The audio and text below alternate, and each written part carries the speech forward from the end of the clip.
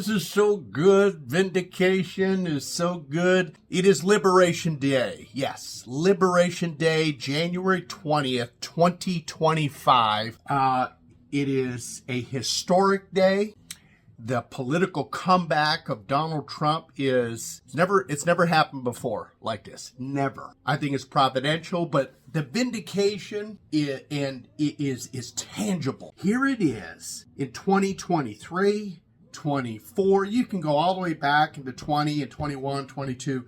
So let's just say it the way it is. The entire power structure of this the regime, the Biden regime, really the government structure, the powers of government arrayed against conservative patriots, against people that actually believe that Donald Trump could come back and be the president of the United States again. What a political comeback. It is historic. It's never happened before like this. This is providential as far as I'm concerned. But when I hear Liberation Day, as I heard in the inauguration speech by Donald Trump, as now the 47th president of the United States, the vindication is so powerful. Yes, we are liberated, because you go back to 2020 and 21, 22, 23, 24, especially the last 2 years, the attack by the regime, the attack by the powerful and the elites in this country against conservative patriots in this country, being called threats to democracy and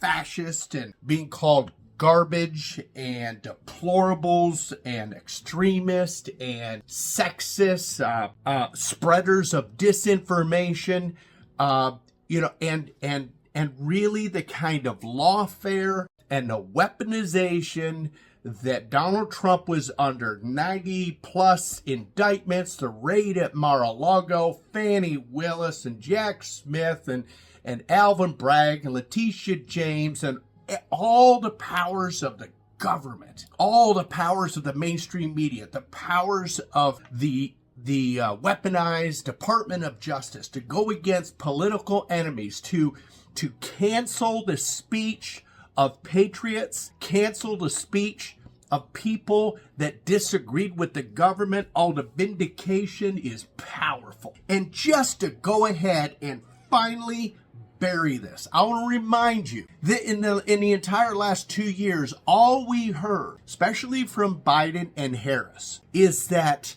they are the saviors of democracy. And I did a whole series on that over the last really almost the entire year, about calling out the hypocrisy, just the BS about all of the lines used to attack you and me as threats to democracy. And they are the saviors of democracy. They are the ones that are the keepers of America and of democracy. And let's just take a look at this. In the last, look at the abuse of power. I'm just going to call out the pardons. George Bush, 8 years as a president, had 200 pardons on the way out of office. Barack Obama, 8 years in office. Listen to this.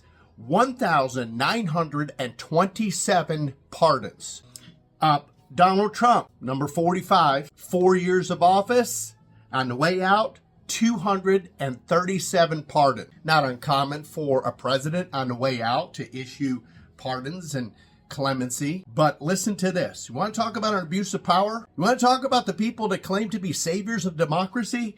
Joe Biden, 4 years, 8,064 pardons. Over 8,000. These are, many of them, violent criminals, cop killers, traffickers. I mean, these are the worst of the worst. And then to make things worse, just to go ahead and put a bow tie on the most corrupt administration in the history of this country, now he's issuing what? Preemptive pardons.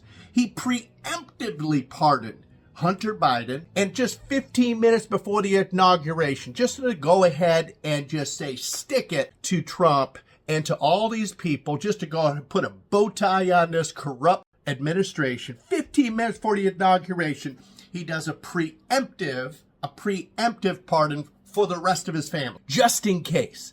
Now, let me ask you this. If they were innocent, why do they have to be pardoned? Okay, last night, middle of the night, here it is, just so Nobody's looking, and I don't even think it was Biden did this. I think it was his handlers and the people really driving his administration. Just last minute, right before the inauguration, preemptive pardon for Fauci, General Miley, the J6 witnesses, and the J6 committee members. Come on. If we have not been vindicated, I don't know what is. We were called threats to democracy. And they had to save democracy. And the way Biden goes on out, preemptive pardons, over 8,000 pardons of some of the worst of the worst. And so here it is. President Trump comes in, and I'm telling you what, that inauguration speech was the real deal.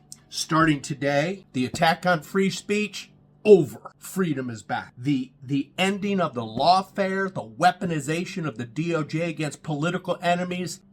Oh, how about that one? The reinstatement of all the military service members that declined that experimental jab, reinstated with rank and pay. That's our president. DEI gone. I'm telling you, it is Liberation Day. Freedom is back. America is back.